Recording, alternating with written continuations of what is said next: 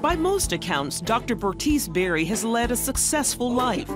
Born in poverty, she earned a PhD, became a nationally syndicated talk show host, and best-selling author. Along the way, though, she made what she calls one of her greatest errors. You would bring it up. Yeah. What? You would bring it up. What?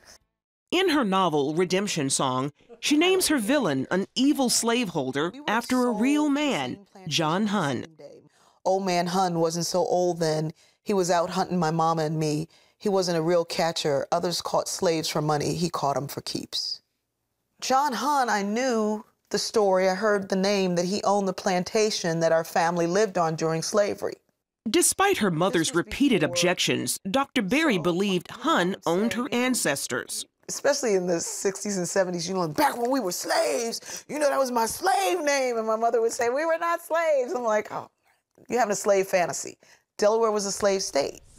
But one day she came upon the PBS documentary, Whispers of Angels, about the Underground Railroad. Burris eventually guided them to the home of the young Quaker, John Hunn, in Middletown. Eventually, he became known as the chief engineer of the Underground Railroad in Delaware.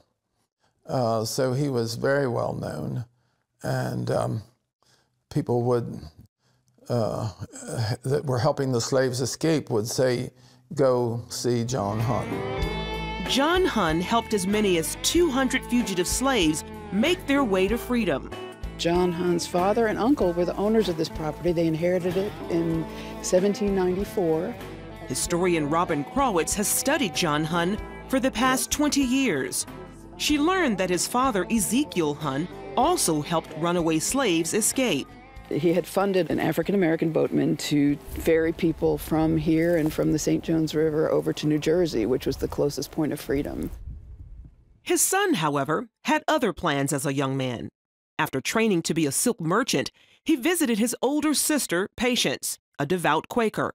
She took one look at his fancy clothes and said, "Throw off thy Babylonish garment." And she basically read him the Riot Act and said, you know, come back to the faith, be who you are. And it took. John Hunn was 27 years old when he became involved with the Underground Railroad. It was a cold, snow-covered day like this. He was washing his hands at a pump outside his home when he saw an unfamiliar covered wagon approach. There was a group of people who were escaping enslavement from Queen Anne's County in Maryland, traveling all night in a wagon and on foot. He brought in the women and children into the house, and then the men went out into the barn, and they were all housed and warmed up and fed, and then to get them ready to continue on their journey. John Hunn's house here. But a neighbor turned them in to the local magistrate. While they eventually made their way to freedom, John Hunn was prosecuted in federal court. Under the fugitive slave law, it was a federal crime to assist runaway slaves, and slave owners could sue anyone who did so. In this courthouse, John Hunn was brought before Judge Robert Taney. Taney would later write the infamous Dred Scott decision, ruling that African Americans did not have civil rights protected by the U.S. Constitution. Well, he didn't contest the charges. He said, yeah, I did it. So he was heavily fined.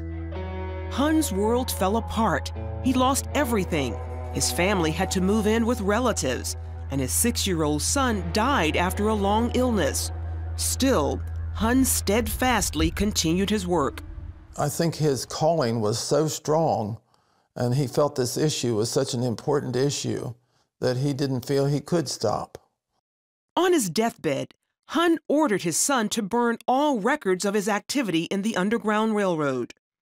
He wrote, "I ask no other reward for any efforts made by me in the cause than to feel that I have been of use to my fellow men. No other course would have brought me peace of mind." It was a shock. I've used this man's name, who is the southernmost conductor of the Underground Railroad, who remained hidden the same way we do with everything. We think everything is black and white, good and evil, sin and righteous. You know, no. You know, there's so much more to every story if you just look a little further. And that she did, determined to set the record straight Barry wrote The Ties That Bind, a memoir of race, memory, and redemption. If you had the opportunity Yeah. to speak to him face to face, Yeah. what would you say? To John Hunt? Oh, wow. Dude, you are so cool. Thank you.